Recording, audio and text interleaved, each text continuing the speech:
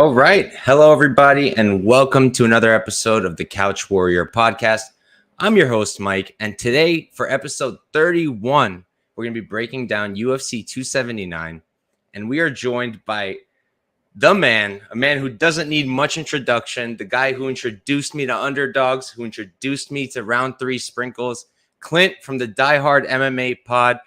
Clint, what's up, man? Thank you for coming on, and are you hyped for this card? Mike, what's going on, man? Thank you very much for having me, and I am absolutely pumped up for this card. This is a fun night of fights, a couple of tough calls when it comes to, making picks and bets on this one. But I'm stoked about it, man, and can't wait to see the sacrifice, Nate Diaz to Khamzat. But, there's a couple of other fights on the card that should be a bit more competitive. I'm pretty pumped about. Yeah, we'll talk about it later, but I don't know if you saw it. Nate was like saying today, apparently he's just like, yeah, I stopped trying for this camp. Like, beat me. Yeah, that's not something you want to hear going into the fight. I mean, not. I would say maybe he's playing mind games, but I'm going to be honest with you, man. I don't know if Nate's smart enough to pull that move.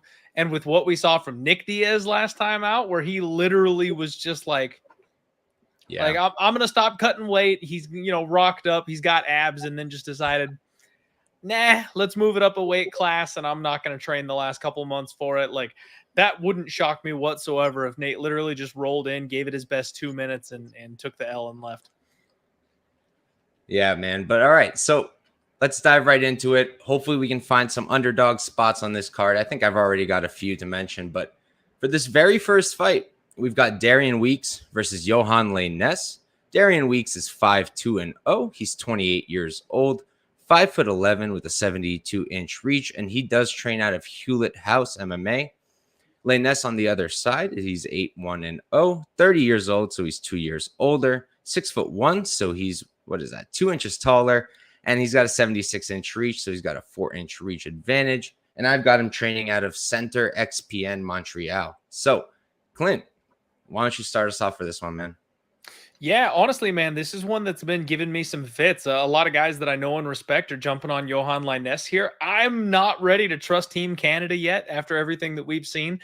Charles Jourdain got me in the shorts last week. Me too. And I'm not really ready to go back to the well for that one, man. I don't trust Yohan. Honestly, I think his gas tank is garbage. He talked a good game last time out about focusing super heavily on his cardio and his conditioning, and he was still burnt out in the first minute of the second round. So, like, if that's him focusing on his cardio, like, what does he look like when he's not focused on his cardio? I think he's a round one or bust type of guy. And honestly, I think Darian Weeks is better than we've seen. He hasn't really had much of a chance to show what he's truly capable of. A tough short notice debut, and then a young up-and-coming stud in his second match. But he showed us some good things. I think Darian Weeks is the type of kid that's got a higher ceiling, especially a higher ceiling than someone like Yohan Lainesse. It just comes down to him not getting blown out of the water in that first round. If Yohan clips him, obviously he's got the kind of power to put him away. But I think Weeks can mix in the grappling, use that body lock that he likes to drag people around the cage with, slow this guy down, and then just kind of pick him apart. I don't know if he finishes him late or if he grinds out a decision or something like that. But I kind of feel like Darian Weeks gets his hand raised on Saturday. Yeah, man. For me, this was a tough one, too, because I've also been super cautious of Team Canada. They've cost me quite a bit of money recently. Jourdain, I'm blanking on the name now, but on the Contender Series a few weeks back, if you remember, Clint, I do not. But yeah, I'm on Lainesse here, and it was tough for me because I've been a Weeks truther. I backed Weeks against Barberena. I backed Weeks against Gary, and, it showed his limitations, in my opinion. He was kind of tossed in the deep end, that's for sure. All right, one sec. I want to get rid of this guy. I don't like this. It's all good, man. Don't even worry about it. The haters can. I don't like. The haters can say what they want. Fuck them. The haters are in the chat watching you and I talk about fights. Everything else is silence, bro. Like, he's spending his afternoon listening to me talk about fights. So that's all we need to know. You let that kind of stuff roll off. It's a sad existence being out there spending your day hating on another human being. Like, okay, so just to he did go ahead and ask, what is my year-to-date record? I blew half my bankroll this year, man. I'm down. I'm over the Mendoza line. I'm down over the 50 unit mark at this point. it's been a rough year for me, both personally and sports betting wise. But the fact is, this is supposed to be done for fun, right? Like proper bankroll management. Don't gamble more than you're able to lose. And you come hang out and have a good time, watch the best damn sport in the world. That's all it is to me. So we're going to put on a good show. We're going to talk some fights. We're going to have a good time. That's what it's all about. Clint, I do want to say, though, like, I know you've been having a tough year, but it's literally just this year. Like, you've been doing great otherwise. And, like, don't let this get you down. Like, I still consider you a really good handicapper, probably better than me. So just wanted to bring that up. But I appreciate that, Mike. I really do. Yeah, man. Doing the show for 3 years, I went 2 out of 3 profitable years. This skid that I am on right now has dropped me back down to like the even mark. So unfortunately, all the good work that I've done for the last couple of years has all been blown out the window at this point. But yeah, man, it's a long-term game. You know, it's a long-term game. Like I said, this has been a tough year for me on a personal level, and I think that has to do with some of the skid that I have been on. But it doesn't mean it's over. You know what I mean? Like we get to circle back around, talk about new fights, fresh slate every single week. It's rough right now, man, but the tide will turn. Eventually it'll come back around and I'll get back on track. It's just a matter of finding my spot and getting right mentally.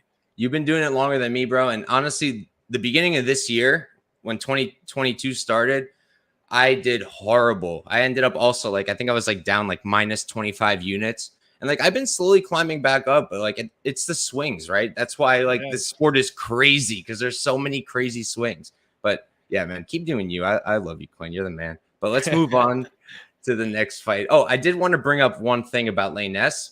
I played him money line. I got him plus 113, 14. But honestly, now that I'm thinking about it, if you're going to play him, maybe decision, no action, right? Like if we go to a decision, more than likely, I think Weeks probably wins, right? He's got the grappling, like you mentioned. He brings that forward pressure. And if someone's going to get exhausted, it's going to be Lainesse getting exhausted, not Weeks. So that's probably the way I'd look at it. It's pretty crazy because it's at minus 135, while Weeks is like, I think his decision, no action is like minus 105, even though he's the favorite. So obviously the bookies know what's up.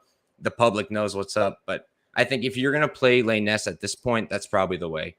I wish I played him that way, but we'll move on to the next fight. And for this one, we've got Elise Reed versus Melissa Martinez. Reed is 5'2" She's 29 years old, 5'3" with a 63-inch reach. And her Instagram wasn't quite clear, but I'm pretty sure she's still at Kickside Martial Arts. Melissa Martinez on the other side, she's 7-0, undefeated, 25 years old, so she's 4 years younger, 5'2", so she's 1 inch shorter. And she's got a 64-inch reach, so she's got a 1-inch reach advantage. And I'll start this one off. And one thing I haven't seen mentioned much is, so Martinez has been out for 3 years, right?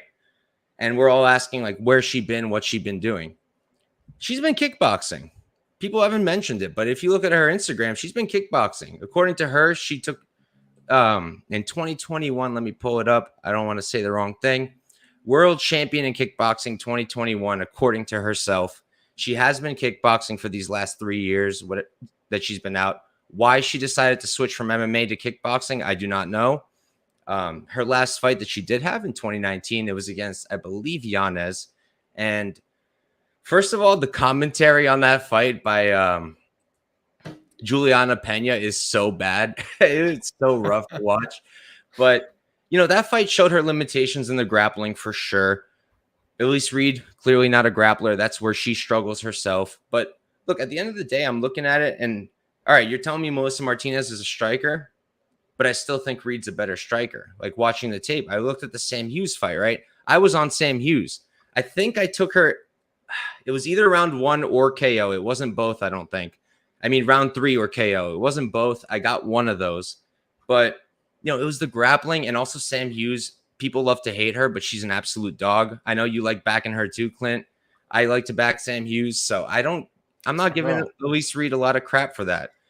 I think Elise Reed is a good striker. I went into this tape, and I don't love like fighters who throw a lot of kicks and not a lot of punches. Like I feel like that's just a way to lose fights. It's really difficult to win minutes, and that's what I went into like thinking here, but Elise Reed does throw hands, and her hands are pretty good. 1-2s down the pipe, good jab, nice combination. So I'm going to be on Elise Reed here more than likely. I'm waiting on the line because it seems to still be moving towards Martinez, which is crazy. Like even if she's been doing kickboxing for 3 years, she's been out of this sport for 3 years, while Elise Reed's been facing the best of the best. Now she's in the UFC. Like, I like Elise Reed. I'm going to wait on the odds, and I'll probably play her decision prop too, because I have a hard time seeing a finish here. Clint, what are you thinking, man? I'm thinking along the same lines that you are, man. The only problem for me is what we see from these young fighters that have a high ceiling. When they disappear for 2-3 years like that, they come back and they look so much better. And that's what's kind of got me scared here off of actually betting Elise Reed, because if we go based off the last thing we saw for these two women, I think I would take Elise Reed all day. The problem is 3 years have passed. We saw Elise Reed last week, but we didn't see Martinez last week. We see Martinez so long ago. She's got more training time, more experience. And the fact that Elise Reed is just a turtle off of her back, she has such a hard time with anybody that decides to take her down. I don't expect Martinez to take her down, but that's just got to be in your back pocket. You know what I mean? Like, you got to know, hey, if I ever have a problem, I can just put this girl on her back and she's completely helpless. So it's an Achilles heel for her. I lean Elise Reed, dog or pass type of situation from a betting standpoint, just because of the questions around Martinez.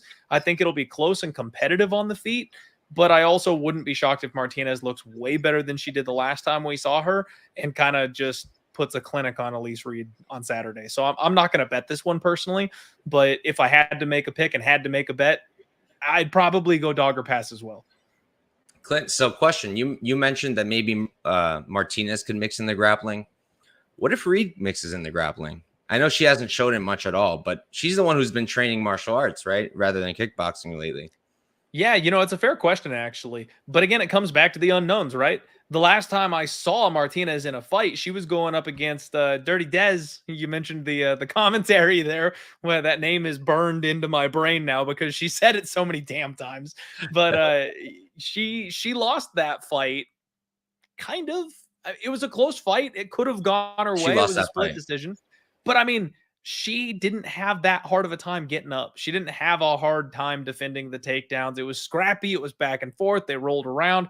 Elise Reed has never been much of a wrestler. I mean, if anything, we know that's her weak point. I doubt her offensive wrestling is some hidden gem that she's just never brought to bear before.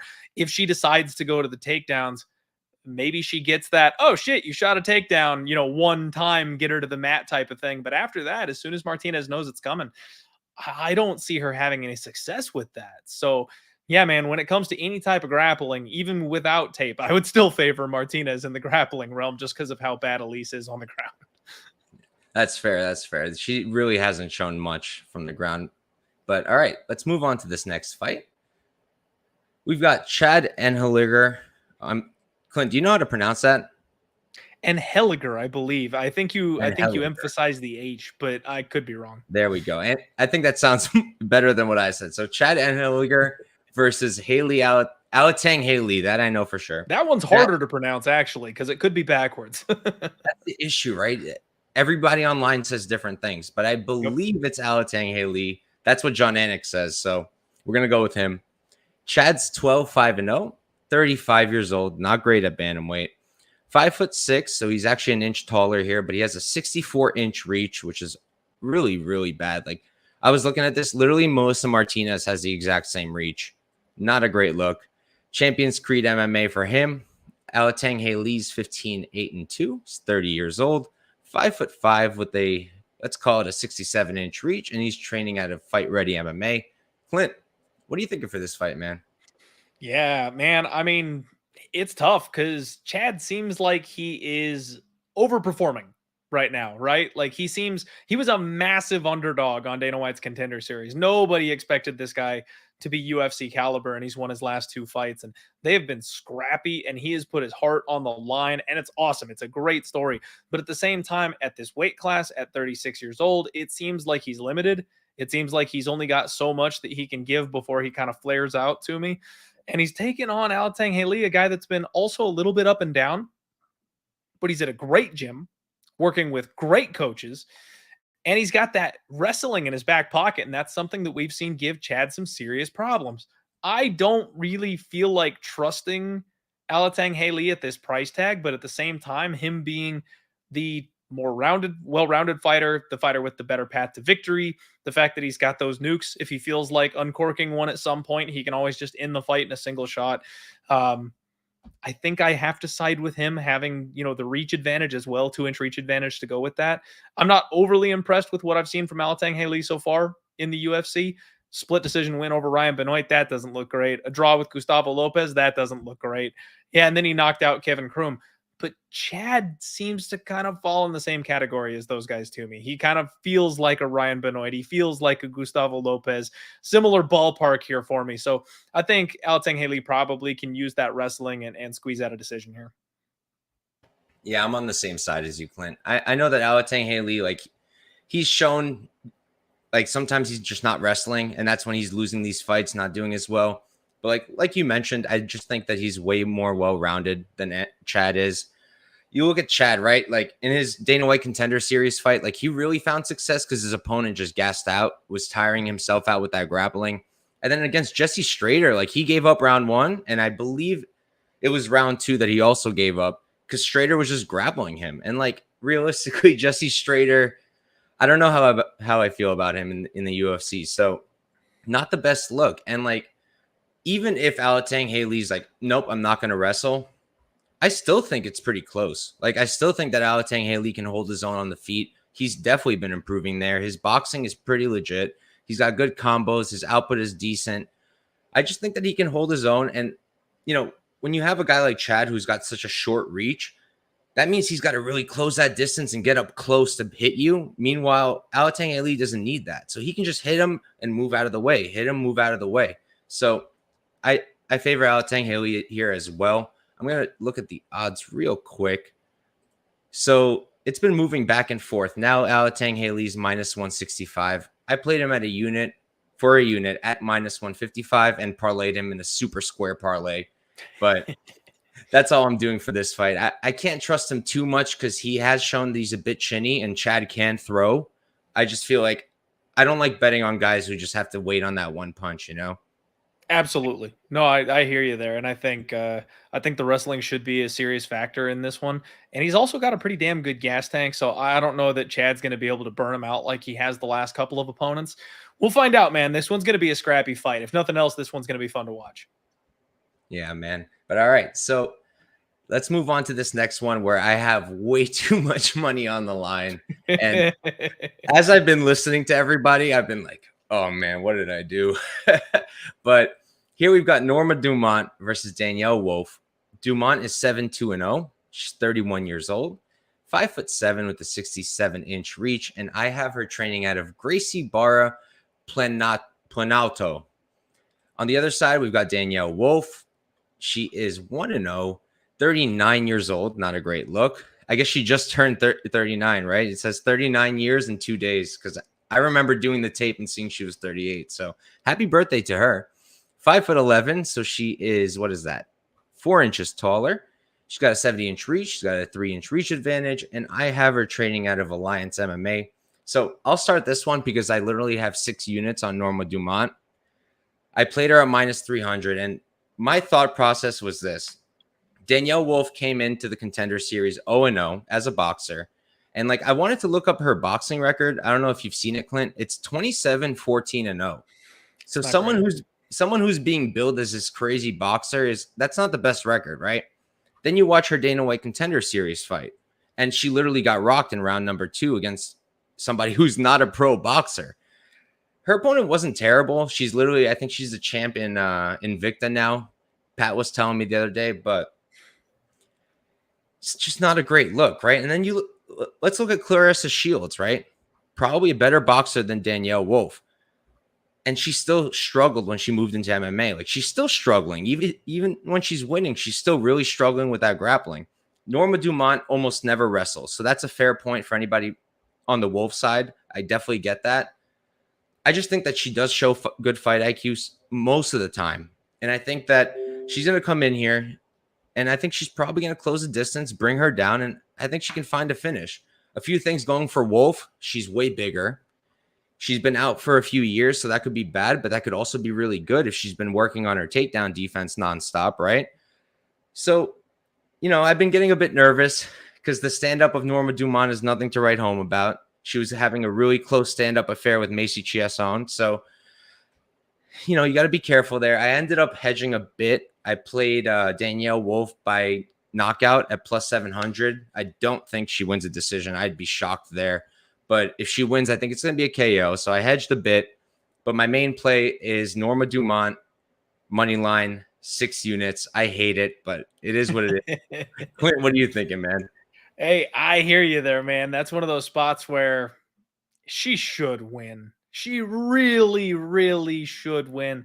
The problem is I do not trust Norma Dumont as far as I can throw her, man. And I can't throw her very far. She is a large woman. So it's not a spot that I'm super excited about. I think there's some under potential here. Like you said, I think Wolf probably needs to knock out Norma Dumont. We've seen Norma hurt some ladies on the feet as well. So even though Wolf is going to have a striking advantage theoretically, I think Norma may still have the ability to hurt her. Wolf got hurt badly in that Contender Series fight on the feet, not on the ground, on the feet. She got hurt in that Contender Series fight. So I think Norma can hurt her striking. And then if God, please, if Norma takes her down, this should be a cakewalk. I mean, Danyelle Wolf has been competing at the white belt level in jiu-jitsu competitions and things like that, where she is essentially sandbagging this roided muscle monster with 25 years of combat experience, taking on legitimate white belts. Of course, she is throwing them around the ring. Of course, she is jumping guillotines and choking them out. Like, it's a cakewalk for her down there. But she's taken on a real grappler, an MMA grappler. Norma Dumont's actually pretty damn good when she decides to go to her takedowns. She gets them relatively frequently. She gets them relatively easily. But fuck, man, she only shoots 1 per 15 minutes. She's going to need to go out there and wrestle in this fight. If she does that, I think she pays off that minus 600. I think she looks like a massive favorite.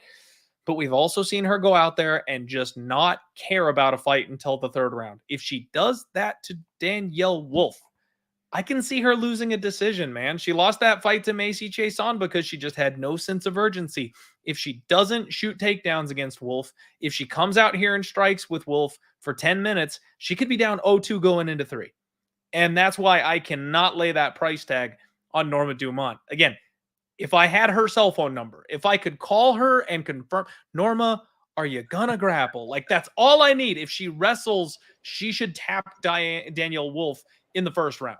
But if she doesn't do that, all bets are off. There's no way to know how this fight's going to go. So believe it or not, Danyelle Wolf decision seems interesting to me, because I feel like if she wants to keep this thing standing, stick and move, use that jab, pump those strikes out there, I think she can just outwork and outvolume Norma Dumont and then keep the range so she doesn't ever get into like a hairy grappling transition.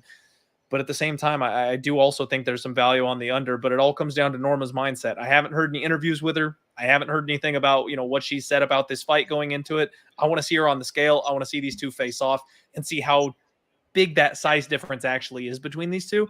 I don't know, man. I don't think I can trust Norma here. Godspeed to you. You should cash that ticket. It's going to be, oh. Where'd he go? Oh, man. So, yeah, it looks like Clint. There he is. No idea what happened. Clint. All right, cool. But I was gonna say. So after you said the decision thing, I went and looked at the odds because I was thinking, all right, maybe Wolf is gonna be some crazy odds by decision. It's actually lower than her KO. Her decision's plus 450 and her KO's plus 700. So the market and the bookies agree with you, but I really hope that doesn't happen. It'll be terrible for me. So, but we'll move right along. This next fight, this is the people's main event. Am I right? We've got Jake Collier facing off against Chris Barnett. Collier is 13-7-0. He's 33 years old, 6'3", 70, let's call it 79-inch reach. And for his camp, I couldn't find anything, so I went with Pat Smith's Pit. And on the other side, we've got Barnett, 22-8-0, 36 years old, 5'9", with a 75-inch reach. And I could not confirm his camp either. Clinton, if you know for either of them, just feel free to say it. But you know what? Barnett is training at ATT Lima, so it's the Oh, branch that Diego Lima opened up off the okay. side. So it's not the main ATT with all the big names, but the fact that Lima's his coach, that at least says a little something.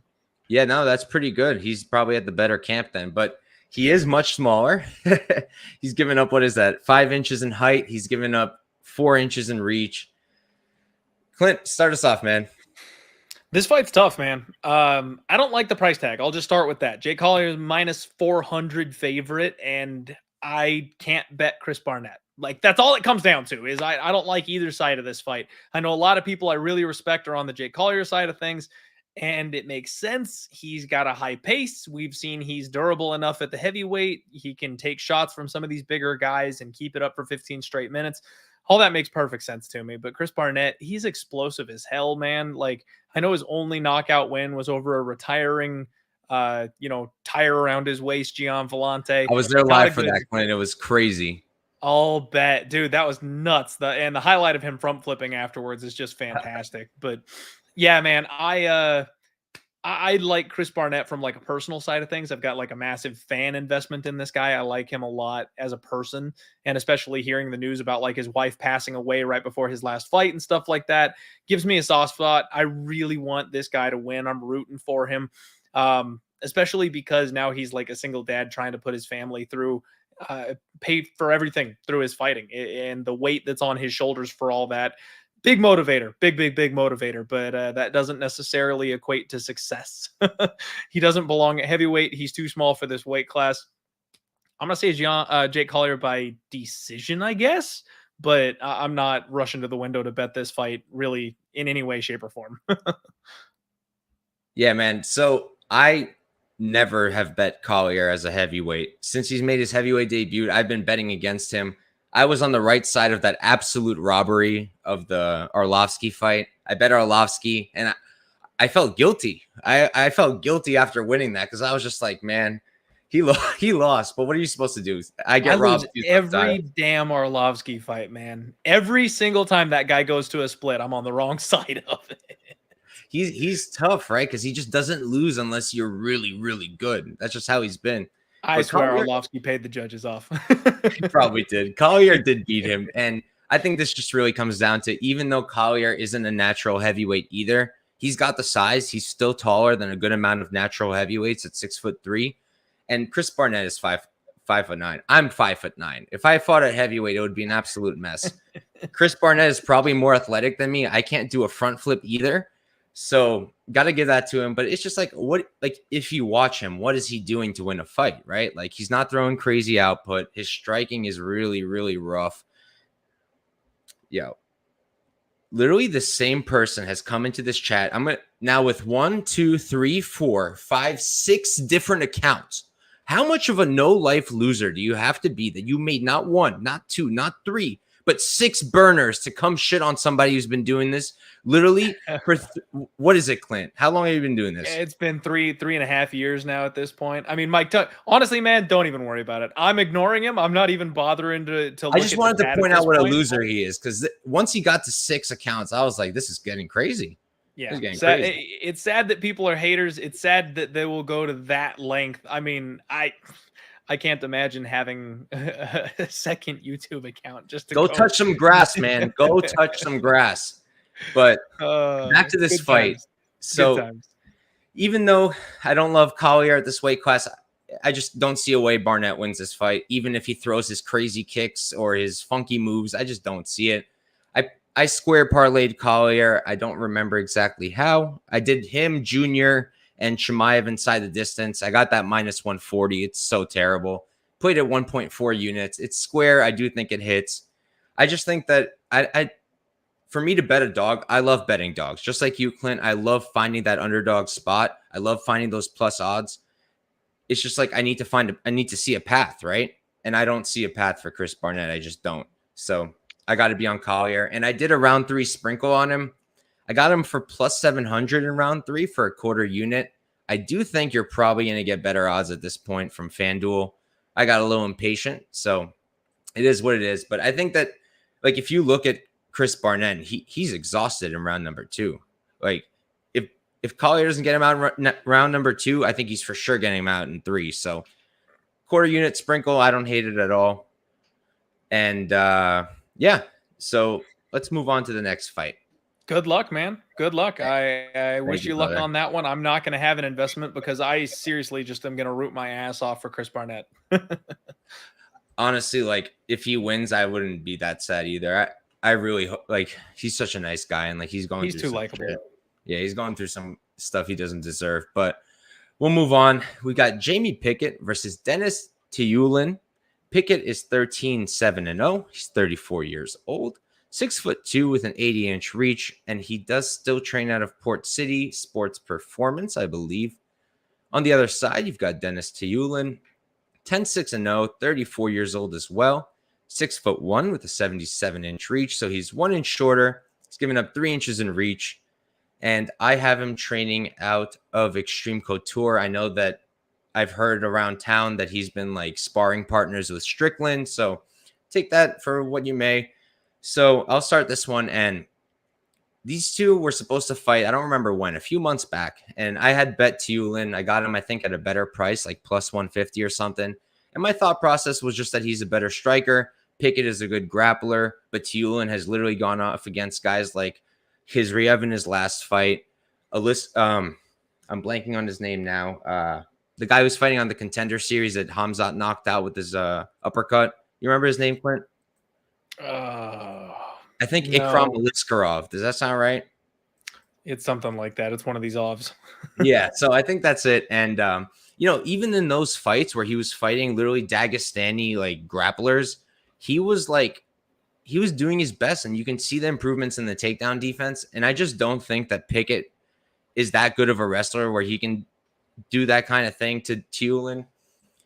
I'm hesitant only because I think that Pickett could be so much better than he is. He's so big. He has this length. He's got this reach. He's so athletic. Like, man, if you just jab in 1-2, you're going to be killing people.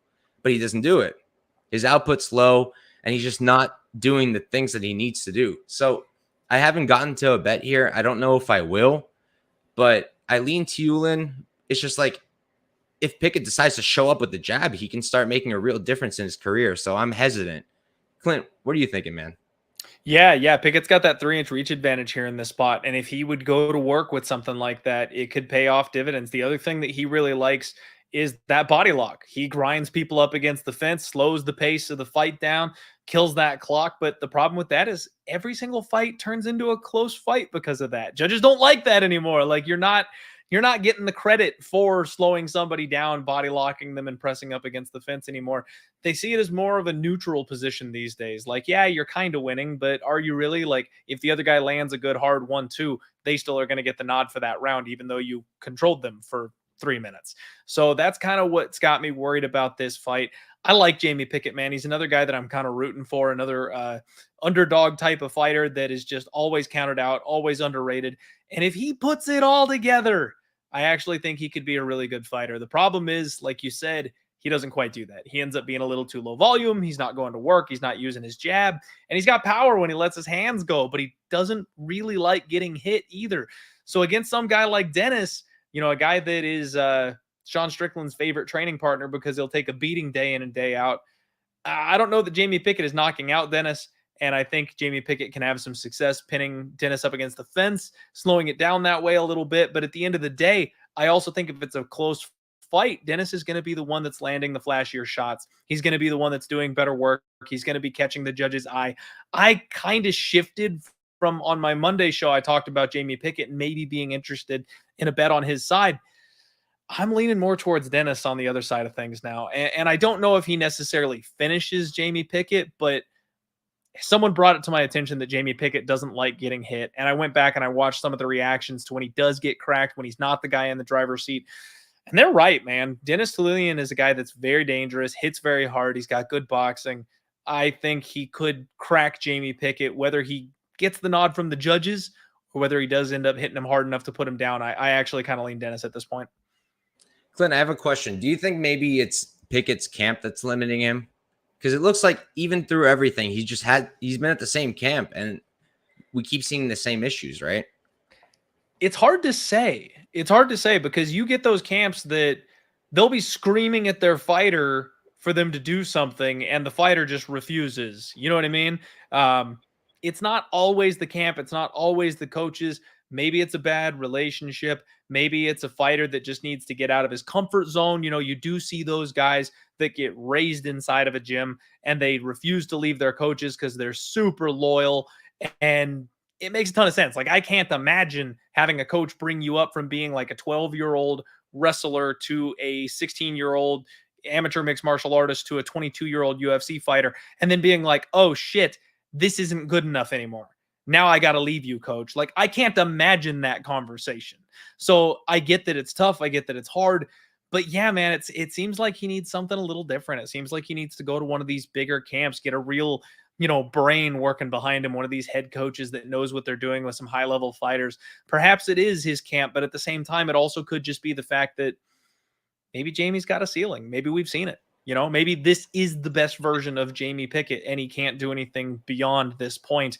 And it's not his coaches. It's not the workout routines. It's not the exercises. Maybe he can get his black belt, but at the end of the day, this is how Jamie Pickett fights. And if that's the case, he's going to beat some guys, and there's going to be other guys he's just not going to beat. So, yeah, man, it's a tough question to answer. I do think Jamie would benefit from at least trying to go somewhere else, if he stayed with a small camp his entire time around. But, we'll see. He may never get that opportunity. If he takes one or two more L's in the UFC, that could be it for him.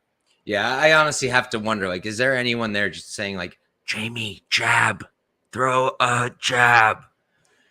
But we can move right along. So far, Clint, we haven't disagreed a single time. So I really hope we do at some point. But I doubt it. That's cause for concern for you. Nah, man, fuck that. I'm glad when we line up. Like, when you post a dog that I'm on too, I'm like, all right, nice. It's always nice to get that confirmation, man. Whenever somebody that you like or respect is agreeing with you, yeah, it's always something that makes you feel good. Two things I want to bring up real quick. First off, Victor, I'm sorry I didn't say this before. He comes in the chat all the time. I know he supports all of us. Happy birthday to you, man, tomorrow. I hope you have a really great day, brother, and I hope you absolutely destroy the bookies this weekend. So happy birthday, and thanks for always tuning in. Happy birthday, Victor. And just an update on our neighborhood hater. We're now at 1, 2, 3, 4, 5, 6, 7, 8, 10 accounts. We're at 10 accounts. All right. If you have that kind of problem, you need therapy, brother. You need therapy. But let's move on. So this next fight, we've got Jailton Almeida versus Anton Turkalj, the pleasure man. Almeida is 16-2-0, 31 years old, 6'3" with a 79-inch reach. And I have him training I'm going to be going with LG System. I know he's training over with Carlos Felipe. That's an interesting look. But on the other side, the pleasure man is 8-0, undefeated as a pro. He's 26 years old, so he's 5 years younger. He's actually an inch taller at 6'4", even though Almeida is a giant. And he's got a 78-inch reach, so he's given up 1 inch in reach. And when it comes to his camp, I don't think he's still at what Typology is showing. I know I heard he spent some time at All-Stars. Was he there the entire time? I don't know. But decent camp. Clint, start us off for this one, man. Yeah, for sure. What is there to say about Jailton Almeida? Dude was chiseled from stone by the gods themselves. Like, unreal physique, high-level BJJ, good strong blast, double leg, bodies people to the floor. Like, I don't know what else you could ask for. This guy knows what his path to victory is, and he takes it every time. He takes it every time, which you love to see, right? As sports bettors, if somebody's going to go out there and follow their literal path to victory, that's what we're looking for. Turkalj, there's not a lot of information that I have about him. His Dana White Contender Series fight wasn't all that great, and I think this is another target that Jailton basically just said, hey, I can beat that guy. So he's rolling in here on short notice. He's going to look to grind this man out the same way he has everybody else. Anton wasn't overly impressive with his grappling on the Contender Series. This is a much bigger, stronger, higher level opponent. So I don't see why Jailton Almeida can't just do it again. The only thing I thought about getting maybe a little tricky with was maybe Turkalj can just survive and get us to like an over 1.5. And then I was like, quit being tricky, Clint. Like, that's dumb. There's no point in trying to swim upriver on this one. Jailton Almeida is Jailton Almeida for a reason.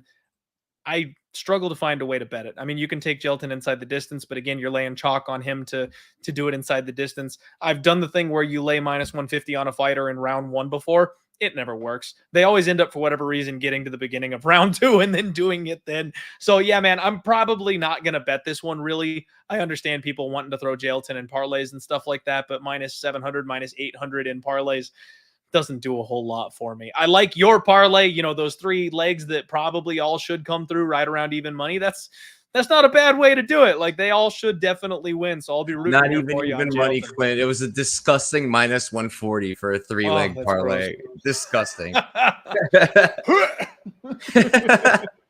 But so for this fight, like, obviously there's really not much to break down. I'm on Almeida as well. Square parlayed him. I think that obviously his grappling is just a different level. He's shown that time and time again. Nasruddinov is a really good wrestler. And he got in his corner after the first round and literally told, like, I speak Russian. He told his coaches, like, what do I do?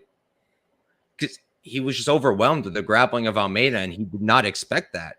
I think that Almeida is just, he's super legit. His striking's really good, even though he pretty much doesn't use it on the feet. He like threw a front kick against Parker Porter and immediately just shot for a takedown. But I think he's going to take Turkalj down and just finish him there. Turkalj, like, I doubted him on the Contender Series. I backed his opponent, and I feel like that was more his opponent being god-awful on the ground than Turkalj being like something special.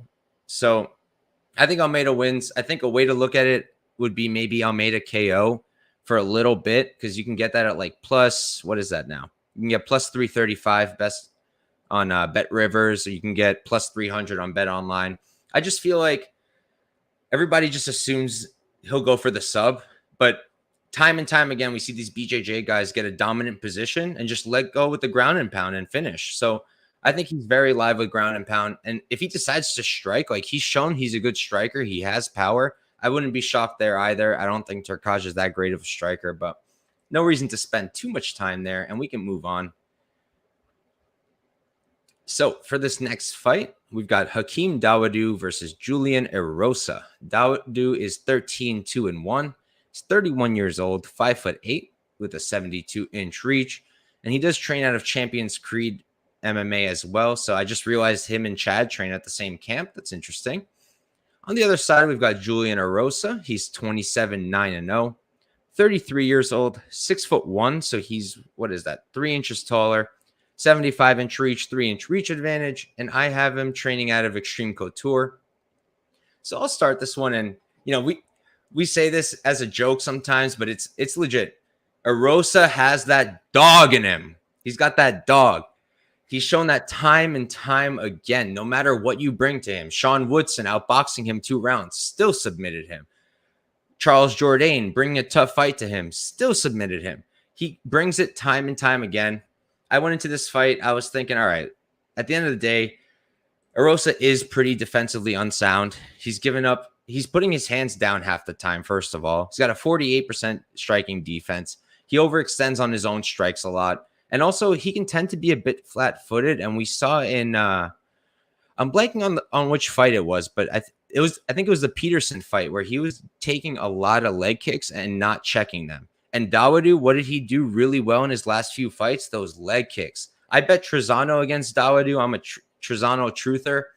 And he took away Trezano's game. He leg kicked him until he couldn't move too much. And after that, he was just a standing target for him. Hakeem does have good striking. His output is kind of not great, except for that Trezano fight. He's finally let it go there. I couldn't end up getting behind Hakeem as a favorite. He's like minus, 220 right now and climbing. I couldn't get there because at the end of the day, he is normally low output and he is pretty dependent on the striking. Whereas Erosa, he'll bring it to you. He'll cause chaos and then he'll throw in a sub for it if he wants, right? You look at Dawodu, he also got subbed by Danny Henry with a guillotine. Dawodu, I noticed also in the fight against against Trezano. Against the fence, he gave up his neck and Trezano threatened to guillotine. Like, if that happens in round 3, Erosa's going to lock you up, man. Clint, what are you thinking, man? I played Erosa for, I think, just over a half unit at plus 180 to win like 1 unit. I think he can do it. I am worried, so I kept the stakes small. What are you thinking, man? I don't mind the shot, man. I really don't. So I've been struggling with this fight because I have a vendetta for some reason against Hakeem Dawodu. I've seen him wobble just a few too many times, and I feel like it's my purpose in life to find the guy that's going to knock him out because somebody is going to. It's going to happen.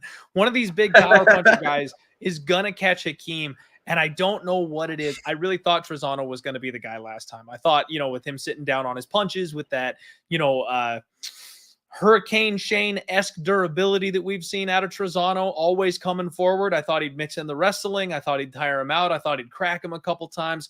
No, Hakeem completely shut him down, just schooled my guy on that fight night. And now I'm sitting here looking at Julian Erosa going, are you the guy? Are you the guy that's going to knock him out? He could, man. He could. He's got those big looping hooks. He throws everything from the hip, so it's weird angles. You don't see where it's coming from. But Hakeem is so damn technical. He doesn't get hit a lot anymore because his defensive striking is fantastic. And Juicy J is not a guy that's known for his durability. We've seen him cracked before several times. He's been knocked out in round one a lot. It's a dangerous game, really, this one is, because I think Julian Erosa has paths to victory here. I think the submission could be something that's live, but it takes a lot to hold Hakeem Dawodu down. That's another thing. This guy is strong. He gets up when he gets taken down. So I kind of like violence here. For whatever reason, because Hakeem has been, kind of becoming a bit of a decision machine, they've got him juiced to the over. Well, the way Julian Erosa fights forces violence. And honestly, I think lesser men would have crumbled in front of Hakeem. The guys he's been fighting have all been very tough, very scrappy, very durable. And I think that's the reason that he hasn't really knocked anybody out. I mean, Mike Trizano is a guy that nobody really gets rid of. He lost to Movsar Evloev because Evloev's a future title challenger. He got the win over Zubair Tuhugov, another guy that is extremely hard to put away. And then way back when, Julio Arce, that's going back to 2019 now. He's another guy that, up until recently, really hasn't had any durability issues. He especially didn't at that point. Like, these are all guys that are hard to put away. So, yeah, man, it doesn't surprise me that a technical Muay Thai striker like Hakeem Dawodu is not really putting guys down. He'll take the safe route. He'll pick them apart. But a guy like Juicy J, I don't see him sitting back. I think if he gets clipped, if he gets cracked, he's going to come forward and try and finish the fight. We saw, even in the Jourdain fight, he went for it in round 3. Like, he's looking to go out on his shield or get his hand raised. And I think that's the kind of thing that a guy like Hakeem will take advantage of. So I kind of like violence here. Instead of picking a side, I see that there's value on the Erosa side, but I also can see Hakeem just picking this man apart. He might be the Team Canada guy, I guess, Mike, is what I'm getting at. Hakeem is the man for Team Canada as of right now. But I think I'll say under, and everybody loves a good, Juicy J round 3 submission. So I'll be rooting for you there on that one. But I don't know if I can pick a side. Yeah, man. So I actually wanted to look up Juicy J in round 3. He's plus 2,000 on Bet River and Unibet, plus 18 on DraftKings. By sub round 3, he's plus 3,000. But I'm not playing that. I love round 3 sprinkles. But the reason I'm not playing it is because when you play that, you need a guy who has at least mediocre cardio, right? If a guy's going to come into round 3 fresh as a daisy, like, your round 3 prop's probably going to lose. So Hakeem, like, he's shown time and time again, even against Evloev, right? You watch that Evloev fight, he was grappled. Like, counter grappling takes a lot of energy out of you. The only MMA experience I have is wrestling, and I know that defending a takedown sucks. A grown man is literally trying to put you on the ground, and you're trying not to go on the ground. So Hakeem went through that for 2 rounds and then came in, and I'm pretty sure he won round 3 against Evloev. He was landing strikes. He was hurting him. So that's why I can't back Erosa round 3, even though he's got that dog in him. But you can never accuse me of saying Hakeem doesn't have good cardio, man. That's one of the, There's a lot of things that I'll attack that man for, and I'll try to say he's got a bad chin. He's a little wobbly, cardio is not an issue. Yeah, he definitely showed that. He definitely proved that. But yeah, again, we're kind of on the same side, but we'll move on to this next one. We've got Ion Cutelaba versus Johnny Walker. Cutelaba is 16-7-1. He's 28 years old, so he's actually still really young. I thought he was older than this. He's 6'1", with a 75-inch reach, and I do have him training out of Extreme Couture. And on the other side, we've got Johnny Walker, 18, 7-0, 30 years old, 6 feet, 6 inches tall. So he's got 5 inches in height here. He's got an 82-inch reach. So he's got a, 7-inch reach advantage. And he still, unfortunately, trains out of SBG Ireland. And Clint, did you go last or did I? I wasn't paying attention. I'll be honest with you. We've just been talking fights, so I'm not sure whose turn it is.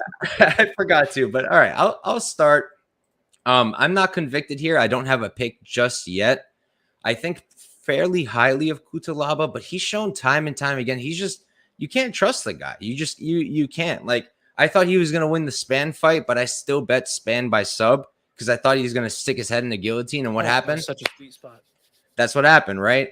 So it's just hard to trust him. Even when he gets his grappling game off, look at the Jacoby fight. He can exhaust himself. So there's quite a few concerns there. He looked good in the Clark fight. All right. He took the guy's tooth out. Fine. But there's concerns. And Johnny Walker, say what you want. In the Hale fight, he literally turned into the wacky inflatable arm flailing tube man.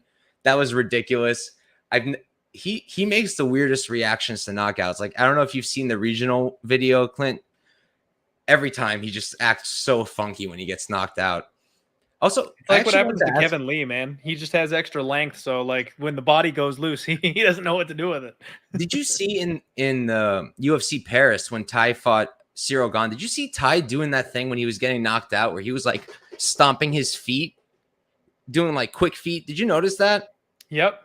It's because the balance goes, man. They're trying to get a sense of stability in their feet, and it's just not there. I was thinking like maybe he was doing that to try to keep himself from getting knocked out. I was like, what is that? But yeah, I think that Walker, the way I'm looking at this is Ian Cutelaba is hard to trust. His striking is decent, but his grappling is what stood out here. Walker, he's got a 62% takedown defense. Hasn't faced too many really good grapplers, so take that as you may. Krylov is a good grappler, but other than that, not really. So I do think that Cutelaba is going to take him down, but I think keeping him down is going to be really, really difficult. He's 6'6". Like I mentioned, the only martial arts background I have is wrestling. I know you did BJJ, Clint. I don't know how it is with tall guys in that sport, but in wrestling, I'm not tall. So when I wrestled someone tall, that's usually when I lost more often than not. I had a really hard time keeping tall guys down. They just have those limbs. They can tripod and just get back up.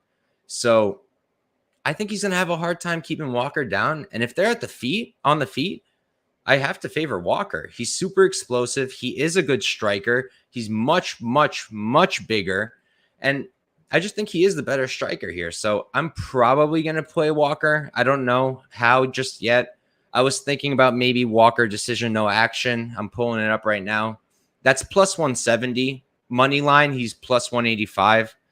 I feel like that might be worth it because if we go to decision, I feel like it's probably Cutelaba.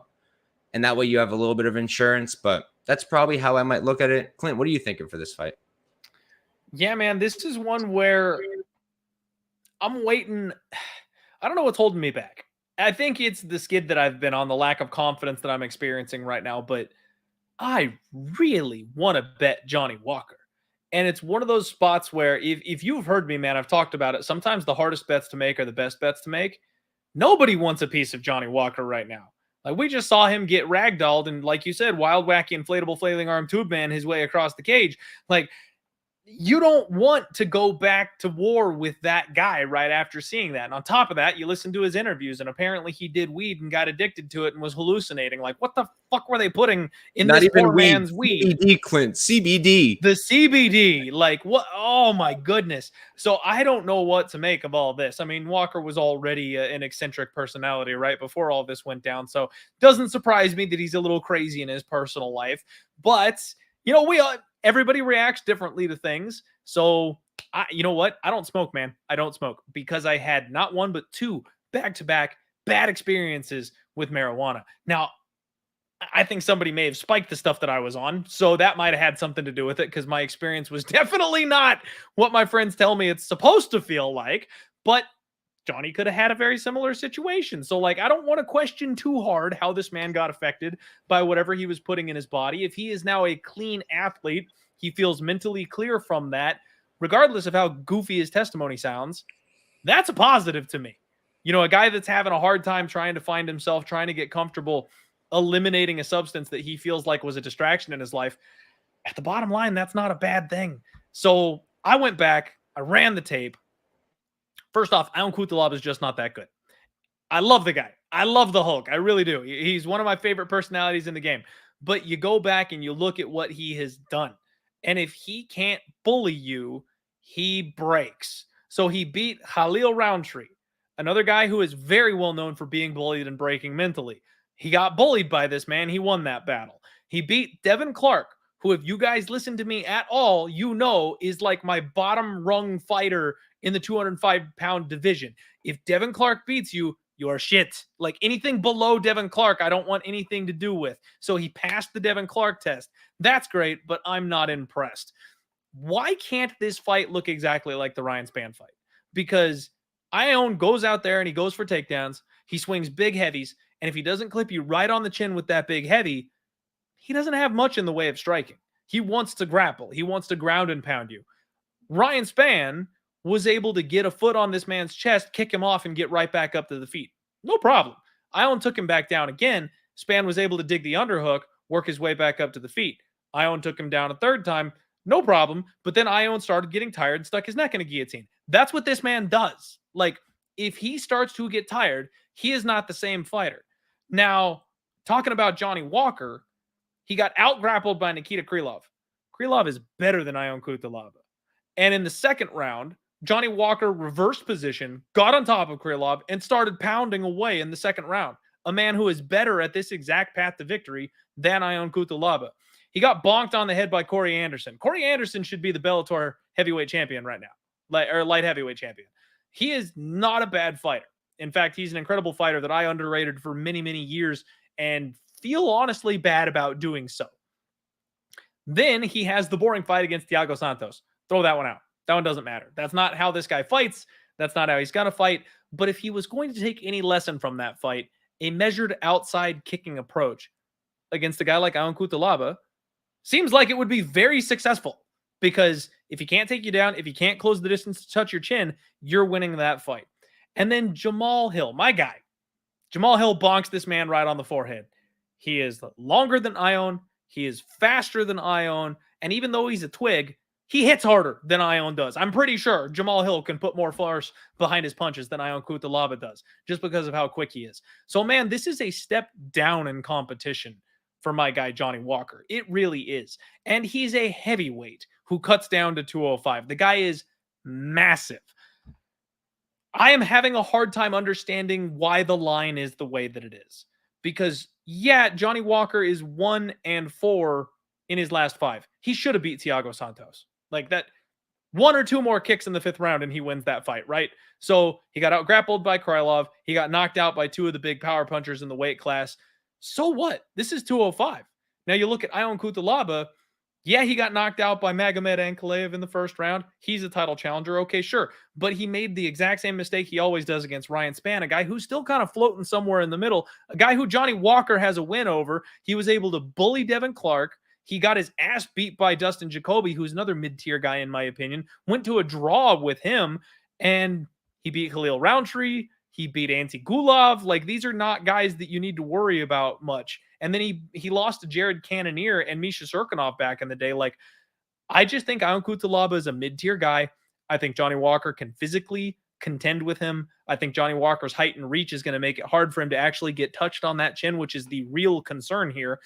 And then once this thing hits the ground, I don't think Johnny's as bad on the ground as people think he is. If you go back and watch round 2 of the Nikita Krylov fight, like, tell me Johnny doesn't know how to dig an underhook and work back to his feet, or even reverse or sweep or get on top of his opponent.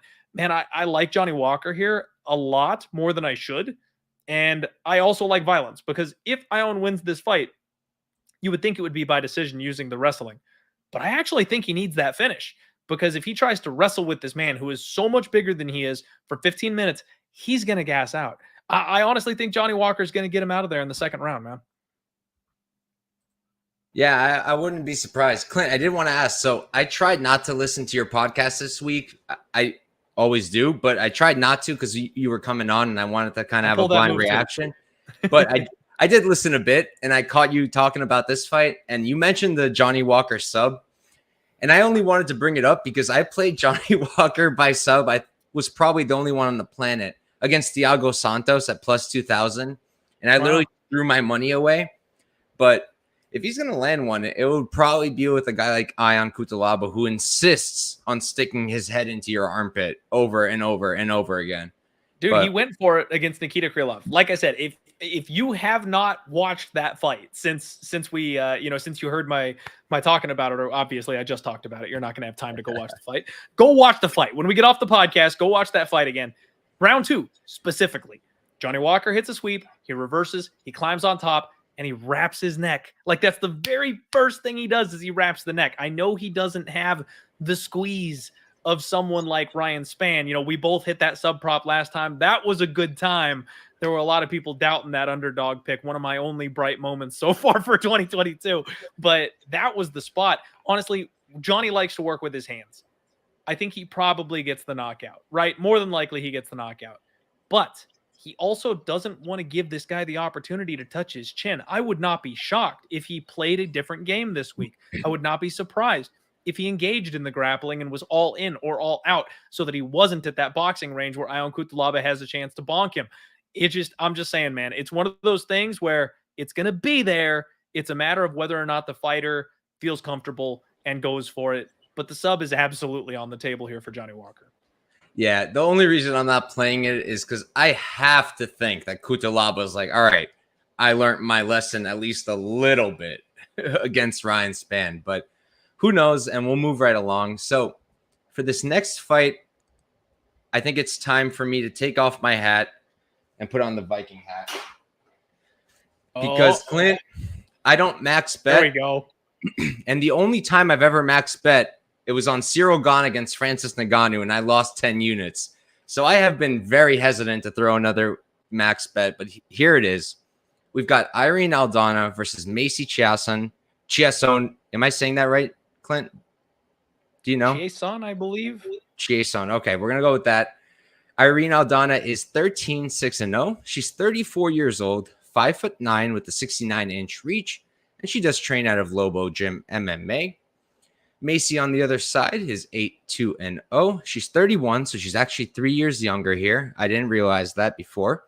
She's 5'11", so she is 2 inches taller, and she's got a 72-inch reach, so she does have a 3-inch reach advantage. And she's training out of Fortis MMA. So, Clint, why don't you start us off here, man? Yeah, man. Macy Chiasson, I cashed a nice little ticket on her last time against none other than Norma Dumont. Another reason Me I do not too. trust that girl. Man, that was such a nice spot. Happy to get the nod there. It was close. It was close. It got hairy there towards the end. And now she's dropping back down to 135. You know what, man? That is something that, to me, I didn't catch that this fight was going to be back down at 135. For whatever reason, I thought Aldana was coming up to 145 or it was a catch weight or something. I don't know. I don't know why I thought that. But that actually kind of speaks a little bit here to me. Macy Chiasson, it feels like she's turning the corner, man. It really feels like she is finally putting it together. You know, when she first came to the UFC, everybody was ultra hyped about this girl, her height, her reach, good gym, raw talent. She hits hard. Everybody thought Macy Chiasson was going to be a star. And then she's just kind of floundered. Even in her wins, she hasn't looked all that great. She's taken a couple of steps backward. Like, it's just turned into this big disappointing thing. And then when she got finished by Raquel Pennington, everyone was like, oh, man. Like, first off, don't disrespect my girl, Rocky. We cashed a nice big ticket that night. Go Rocky Pennington. But Irene Aldana, I really like Irene. I really do. I like Irene. I like her slick boxing. I like her power. I like her footwork. But there's been one style of fighter that gives her problems, Mike. And you know what that was? Holly Holm and Raquel Pennington do the exact same thing that we saw Macy Chiasson do in just her last fight. And that's mix in the level changes, mix in the body lock, make sure she doesn't have room to strike comfortably at range. You've got to be able to deal with her at that range and then make her work for these takedowns, make her think about the fight going somewhere else, pin her against the fence, slow her down. She has a hard time shifting gears. And if you can do that to her, Irene Aldana seems It's a struggle. Now, Macy Chiasson is not Raquel Pennington. She is not Holly Holm. I'm saying that right now. Like, I'm not comparing her to the two of them. But she is getting better. She is confident. And if she's dropping back down to 135, now I know she's talked about like bouncing weight classes and she's fine with that and stuff, but honestly, man, that kind of speaks a little bit to self-confidence to me, because she went to 145, and if she's feeling good up there at 145, girls, now she thinks she can go back down and beat these 135ers easier, use that size and strength advantage again. Like, I'm kind of feeling Macy Chiasson in this spot. Like, I said on Monday that I think I'm picking Irene Aldana to win this thing. And that's just kind of me following along with everybody else, right? Like, she's the favorite. She's the slick boxer. We all think she's going to, be a problem in the future. But the longer I think about it, the more I think the dog shot on Macy Chiasson might be a thing that makes sense. Finally, we have some kind of disagreement, Clint. So Right, Irene Aldana is indeed my max bet. I played her for 9.3 units to win, I believe, about 6. And what it came down to was this. All right, so you look at Macy, and I also backed her against Norma Dumont. That was a great dog hit. Felt great. But I was watching that fight back, and like, Dumont was A, not herself, in my opinion. And B, like, even then, Macy like didn't do that much that was super impressive. I think on the feet, there's no question that Irene Aldana is the better fighter. By far. I mentioned this when Shauna Young was fighting not too long ago. She outstruck Macy on the feet. I didn't realize this, but I looked back at the numbers. At distance, it was Shauna Young who outstruck Macy. If Shauna Young can do that, I think that Irene Aldana can really do that. And Irene Aldana carries power. Irene Aldana has shown time and time again how good she is with her striking. Mixes up targets. You just don't see such technical striking often. And she's also got 2 sub wins. Yeah, she lost her 2 fights against Pennington and Holly Holm because of the grappling. But on her own, sub game, she's shown that she can submit women. Macy, like, honestly, I think she should have gone to 145 like she did and just stayed there, Clint. Like, she beat Norma Dumont, who I know this is MMA math, but Dumont beat Felicia Spencer, a title challenger. She did get knocked out by Megan Anderson, another title challenger, but that weight class is empty. Like, Macy maybe needed one more win and she'll probably get a title shot. So I don't really see a point in her going down. I think she's going to struggle again because she's shown that she struggles making that weight cut. And it makes sense. She's 5'11". She's tall. She's quite a bit taller than I am. Like, I can't imagine her cutting down to 135 time and time again. So I do like Aldana. I feel like she has her covered. I am a bit concerned about the size difference and maybe Macy really being able to find that grappling success, because she has shown that, and that is how she's winning fights. But I didn't see it, so I ended up going with Aldana. I did play her early at minus 153. I was like stalking that line because Bet Online dropped it once and then took it away. Dropped it again, took it away. They did this 4 times. I've never seen it before. I guess whoever was making the line was like anxious. I know you make lines now, Clint, so maybe you have some insight, but like, is that even a thing you can do? Like, if you made the wrong line and you're like, I don't like this, can you take that back? See, here's the trick with that whole situation. I am getting paid to set an initial line for the fight. Do the research, let them know where the line should be, and pass it on. That's the end of my involvement. So when it comes to the risk management side of things, the sports books moving the lines based on the money that comes in, I got nothing to do with that shit. I don't even know what book the lines go to. Like, they just asked me to line a fight, and that's it. That's the end of my involvement. So I don't know. You got to think that if somebody comes in, especially if it's somebody that's respected and heavily whacks a line that you just put out there, you kind of got to say, what happened there? What was I missing? Why did they come in and take that so easily, right away? So yeah, man, I mean, sports books, from what I understand, they can close a line whenever they feel like it and then move the line and reopen it. So it's not crazy to hear that that's something that happened. It's a little interesting to have it happen like that quickly, one after the other right away after the line first drops. I'm not sure I've heard of that taking place a whole lot, but not too shocking, especially if it's a fight that, let's be honest, women's MMA, everybody kind of has a hard time with. So they could be not as confident in their own line setting in that spot if somebody came in and told them they were wrong with money. Makes sense, man. I did want to say it's super dope. You get to make lines. That's really cool, Clint. Good shit. I'm excited about it. Honestly, it's been fun, man, because that's what we do sports betting, right? Like you try and set a line and you see if you think there's value on one side or the other. And that's what we do week in and week out. So for me to do it with these, regional scene fighters, guys that are up and coming, guys that are going to be on the Contender Series or in the UFC at some point down the road, it's fun for me to get to look at them early. It's fun for me to watch all their old fights and break everything down. Like, I don't know. It's something that I already do with UFC caliber fighters. So it's just fun to do at a lower level. And it's one more path to me making, content creation my day job, man. That's the way that I see it. It's one more foot in the door. It's more contacts. It's fun stuff. I'm enjoying it.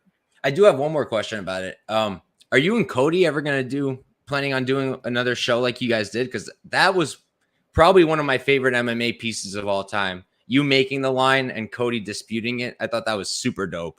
Yeah. I mean, I hope so.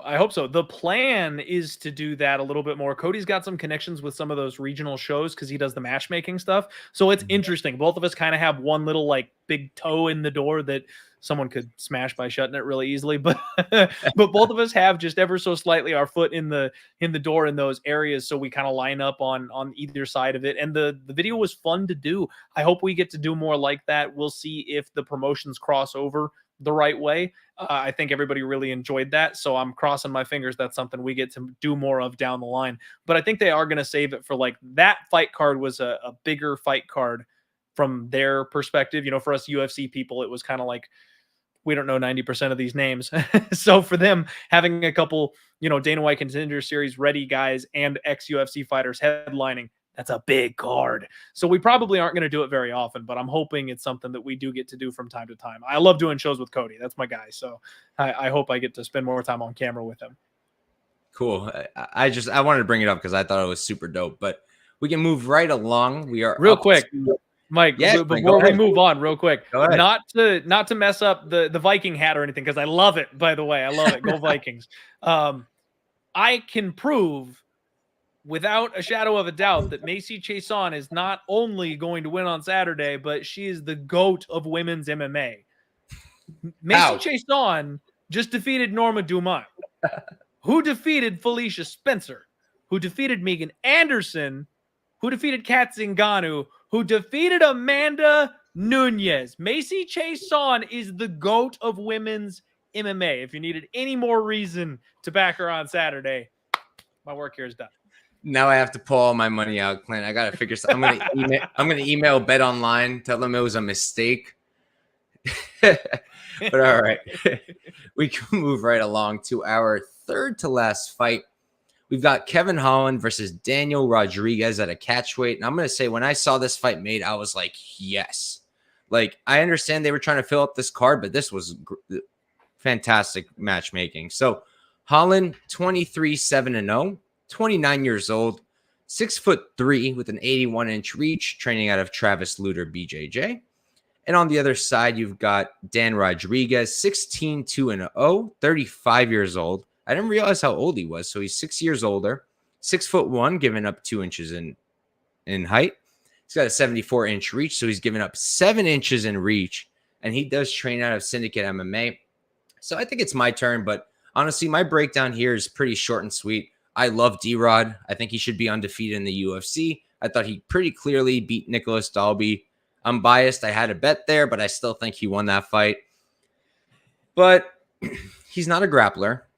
He got hurt by Dwight Grant, of all people, who does carry power, but is just not that great. And like Kevin Holland, when's the only times he's faced any adversity in the UFC? Only when you grapple him. Even the Vettori fight, you look at that fight on the feet, he was hurting Vettori. Vettori did not like it. There's a reason Vettori shot, I think it was 12 times. I think that here, Kevin Holland is the better striker. He's much bigger. He's younger. He's faster. I think he's got more power as well. And he's got more ways to win the fight, right? Like he hit that sub against Tim Means. I hit that. That was really dope. Plus 1100. I was there live, so I was freaking out. It was nice because I played Court McGee round 3 for quite a bit because I met him in person. So I was like, I love this guy. I met him. He's going to win in round 3. And then he got smoked in round number 1 by Wells. But Oh, don't Thankfully, remind me about that one, man. terrible, That terrible. was a bad night.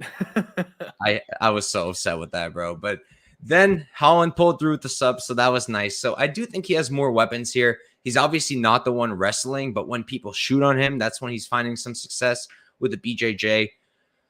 I just think that I find it like I can't think of a way that Rodriguez really wins this. Do I think he's going to knock out Holland? I really don't. Can he win a decision? Maybe, but how? How is he going to win the minutes here if I think Holland's a better striker? So I haven't played anything yet. I see that the odds are still climbing towards D-Rod. If I can get like Kevin Holland minus 150, I'll probably play that. But what are you thinking, Clint? This fight is so tough for me, man. It's one of those ones where, we always try to find value, whether it's back in a favorite or back in an underdog. We're always trying to find value. And I think there's value on the underdog here. D-Rod is the only one of these two guys that grapples, right? That wrestles. We know that Kevin Holland is a BJJ black belt, but he doesn't choose to go to the ground ever. So if anybody's wrestling here, it's D-Rod. And we've seen what happens to poor Kevin Holland when anybody decides to take him down. So if D-Rod grapples, this fight gets very close, very interesting. And then on the feet, even though Kevin Holland has a reach advantage, I do favor him striking. I do think that he has a speed advantage. I do think that he should win this fight if it stays on the feet for 15 minutes. But at the same time, D-Rod is a guy that I've routinely underestimated. So I don't like it. I don't want to lay this price tag with Kevin Holland, I guess, is all that it comes down to. And I think that's something that until I see him really turn the corner, until I see him really put the game all together, I don't think I'm going to be betting much of Kevin Holland in general, just because he is a work in progress. He is a finisher. You can take him inside the distance in almost every single fight that he's in against lesser competition. But as he starts to, climb back up the ladder and take on these fighters that are a little bit more established, a little bit more well-rounded, I wouldn't be shocked if we see him start to struggle again a little bit. So yeah, I think Kevin Holland is the pick, but I'll be honest, man, I just don't have the balls to back him from a betting perspective. I don't want to play him inside the distance and then have him win a 15-minute striking match and go to a decision. I don't want to lay minus 190 on him. I just don't like it. So I think I'm going to take this one off, but I'll be picking Kevin Holland. Yeah, it definitely makes sense. Like, I did want to say, so you mentioned like maybe D-Rod can get the takedown. So I was actually curious before we went live. I was thinking the same exact thing. And so in the last, he hasn't gotten a takedown in 1, 2, 3, 4, 5 fights. The last time he took anyone down, it was against Gabe Green. And then before that, it was his UFC debut in 2019. But the Gabe Green fight was in 2020. It's not like it was like years and years and years ago. It was 2 years ago. That's not that crazy. And then you look at Kevin Holland. He got taken down twice by Tim Means. He got taken down twice by Oliveira. And obviously, he got taken down a bunch by Vittori and Brunson, but that's a different story. But Oliveira and Tim Means taking you down twice is not a good look. So, yeah, that's why I'm also pretty hesitant. Definitely not going to play him at minus 190. So I'm really hoping people just keep piling in on the dog. But for now, no bet for me too. Yeah, I hear you. But we'll move on to our co-main event of the evening. I doubt we disagree here, but we've got Jingliang Li versus Tony Ferguson. Li is 19-7-0, 34 years old, 6 feet tall with a 72-inch reach. And he trains out of my personal favorite camp, Sanford MMA, Killcliff FC, whatever you want to call it. And on the other side, you've got Tony Ferguson, 25-7-0, 38 years old. So that's a little rough. 5'11". He's given up, what is that? 2 inches in height. Let's call it a 77-inch reach. So he's actually got a 5-inch reach advantage here. And he did go to Jackson Wink. Not sure really what to make of that. But Clint, why don't you start us off here? I don't like Jackson Wink. It's a dying gym, in my opinion, Mike. If he was going to go anywhere, if Tony Ferguson called me up and was like, Clint, bro, I need a win. Where do I go? Anywhere but Jackson Wink, Tony. Like anywhere but Jackson Wink. Yeah, man, I don't like it. This is a sad part of our night here where I think we just get to the legends dying portion of the evening. I don't see how Tony wins this fight. I mean, I know he's a bigger guy at 155. He always has been. So I don't think he's going to look out of place at 170. But at the same time, it's a quick turnaround off of a brutally vicious knockout. Now he's an old man coming back around that kind of a quick turnaround. You got to wonder if the durability's left him. I mean, I don't know that it necessarily has. That was a 1 in a million type of kick that landed. So I don't want to talk too much crap about his durability being out the window or anything like that. But is he strong enough to take down the Leech? Does he even shoot takedowns? Is he going to outpace the Leech? The Leech has a pretty high work rate. Is he taller and longer than the Leech? No, he was taller and longer than lightweight guys, not 170 pounders. Like, this just doesn't feel good to me for Tony Ferguson. I would like to say that Tony can get this fight to the ground in a scramble. I would love to see him land a spinning elbow and swell up the Leech's eye like he did to Cerrone and TKO him in this, referee stoppage or something like that. I just don't see it happening. If the Leech wants to take him down, we know Tony can be taken down. Guys at 155 have been able to control him down there. No problem. I'm pretty sure the Leech is strong enough to also control him if he wants to. Striking, man, he's fought slicker strikers than the Leech.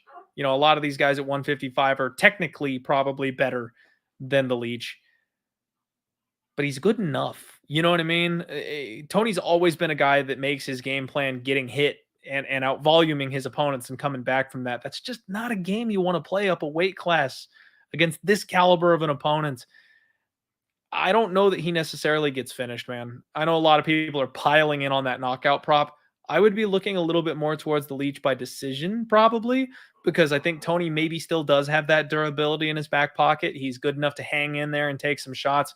He probably plays the outside, tries to kind of do what he was doing against Chandler, where he's kind of picking at him from the outside while keeping himself safe and winning a point fighting type of decision. I just think it's going to go the wrong way. I don't think Tony gets his hand raised on Saturday.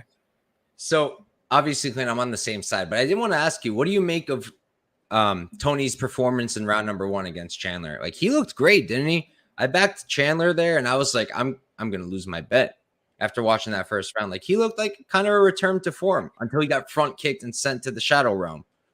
Oh, we were on opposite sides, you and me, that night, Mike. I was on Tony, and people called me insane. And I was sitting there going,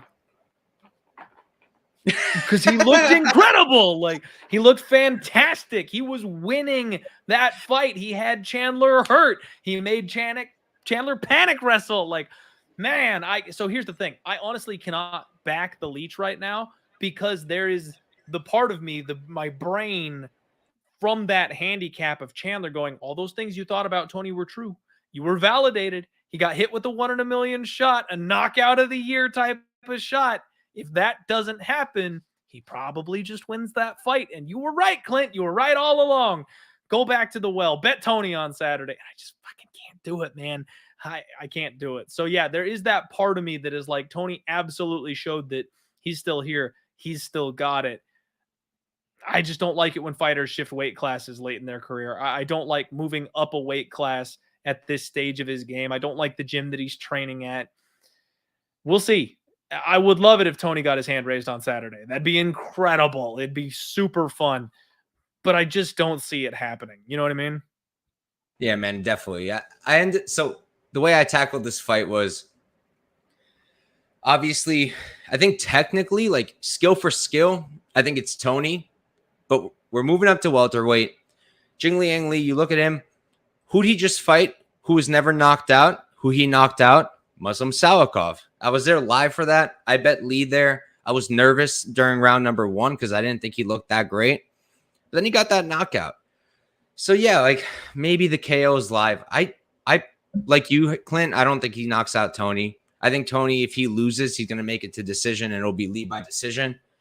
I can't get behind Lee at this price tag. At the end of the day, what if Tony does pull up in perfect form, can somehow defend these takedowns that he doesn't defend anymore? Like, you're asking for so much, but you really the one way I was thinking it is worth targeting Tony is I played him by sub. I got plus 650. You can get plus 850 now.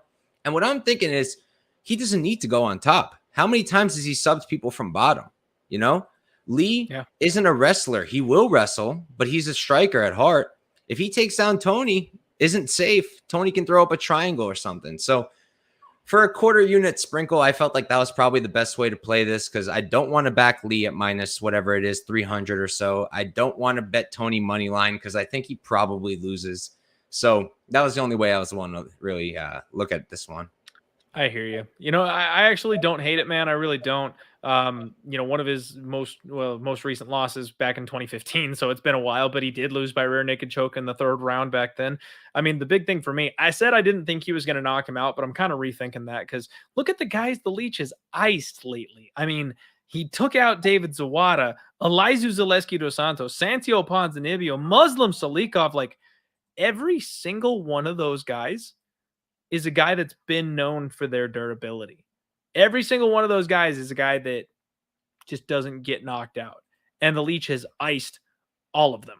His last 4 wins in a row, all by finish. So maybe never mind. Maybe it's just always been the Leech by knockout, man. I'm not touching that. Yeah, it's a good argument, especially because Tony's coming up. And when you said that, I pulled it up. So Leech by KO, across the board, it's plus 110, plus 120. But on Bet Online, it's plus 165.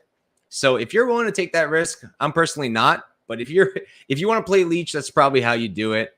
I'd rather play Tony by sub and just cheer for Tony. Worst case scenario, I lose a quarter unit. I'll be okay. That's that fan gambling, man. I'm a fan of that stuff. I like having a little something on it. You can say you're right. You can cash the ticket, and then it's a great night because the hero got back on track. I don't mind that one bit. Yes, sir. But all right, so we'll move on to the main event. And I doubt we're going to need much time here, but we've got Khamzat Chimaev versus Nate Diaz.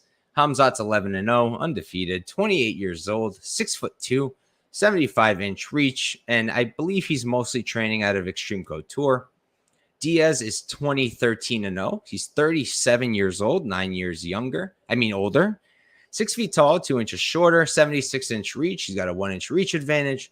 And I'm going to pass it to you, Clint. But before I do, I just want to bring up the interview with Nate Diaz. I think I told you before we went live.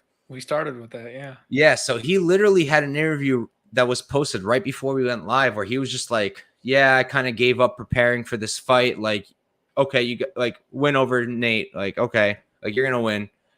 And that just made me think, like, damn, Nate, you kind of just gave up, man. But what are you thinking, Clint? Yeah, it's kind of rough this week, man, because most of the time you build to the main event, right? There's so much to talk about when you get to the main event of the evening on these fight cards. Leon versus Usman, take all the different sides in the this week it's a squash match, man. It's a setup. It's Nate Diaz not wanting to have any part of this fight and the UFC basically shoehorning him into it. It is a rough main event for us to be looking at here this week, unfortunately. So yeah, man, I like Khamzat. Surprise, surprise. The 20-1 favorite is the guy that I am picking here in this spot. And honestly, I think knockout. I think knockout's the way to go because usually when these guys have a specialty in some form or fashion, it's a point of pride for them not to get finished that way. So the Diaz bros being jiu-jitsu guys, you don't see them tap. I think, Khamzat's a pick your poison type of fighter, right? His punches, the ground and pound is vicious. It sets up a sub. He goes for the sub, puts you in a worse position and starts pounding again until you move again. He just has this constant cycle of pain that he puts these guys through until they finally give something up or the ref mercifully steps in to stop it. That's kind of what I think is going to happen here. Diaz is not going to give up the chokes because he's a BJJ guy. He will refuse to give up the chokes. The ref, I think, eventually is going to save him. So I kind of think Khamzat is just too big, too powerful. It looks a lot like what he did to the Leech, where he just picks him up, puts him in the corner, sets him down, and then starts mauling him from top position. Khamzat KO is like minus 150. And I hate laying chalk on props like that, especially with a guy like Khamzat, where he can take the fight any way he wants. The plus 225, to quote my guy Lou, pays better. But I do think that's the side I would lean on. If I was going to say, pick your poison, knockout or sub, where are you going? I'm going knockout. I'm going to predict knockout first minute of round 2. Yeah, man, I'm on the same page. I went pretty heavy on the knockout. I played it for 3 units at minus 150 to win 2. Because like you, I think that, look, if Khamzat really pushes it and keeps grinding for that sub, I think he can get it. But I think it's more than likely that he just gets on top of Nate and finishes him there. I also think it's possible that Khamzat's not going to want to grapple because he's not scared of Nate. And on the feet, I think he can also knock out Nate, or at least knock him down and then finish him on the ground, because I don't think he's ever been just knocked out clean on the feet. And then body shot. Josh Thompson? That's way before your time, man. Way before your time. It's the only time that I think Nate's been actually finished, like, standing knockout wise, and it was a body shot from hell. So not to say it can't happen here, but yeah, Josh Thompson got him with, it was a head kick back in 2013. Yeah, I definitely don't expect that either, but I just feel like Khamzat will more than likely just ground and pound finish him. And also, we have to remember, right, what happened in the Masvidal fight with Nate? His face, his scar tissue is messed up. You just have to land a few elbows and the guy's going to start bleeding profusely. So a doctor stoppage also isn't out of the cards. I just feel like over 5 rounds, Khamzat is bound to finish this guy. I think it's going to be by KO. And especially now with this new thing coming out, maybe it's mind games, but I don't really think so. Nate has shown that this is not the fight he wants. He said this before. I didn't want this fight. I still don't want this fight. It really seems to me like he's just going to get destroyed here. So Khamzat KO. I am a little shook playing that for 3 units, but I do like that spot. I'm with you, man. I like that. But yeah, that's a show. Thank you guys for tuning in. Appreciate all of you.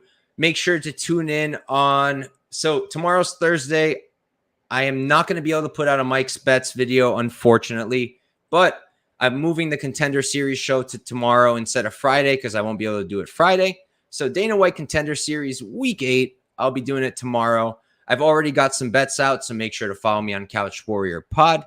And now, Clint, most people here already know where to find you, but why don't you tell them anyways? Clint from the Die Hard MMA podcast. You can find me over at Pub Sports Radio every single week talking these fights on Mondays. Mike, I just want to say thank you very much for having me, man. It was a pleasure chatting through these fights with you. I love the Viking hat. Good luck on your Max bomb. I'll definitely be cheering for you for that on Saturday. Thank you, brother. It was a pleasure. Thank you. Thank you for coming on, man. But all right, thank you guys for coming. Thank you guys for watching, and good luck with your bets.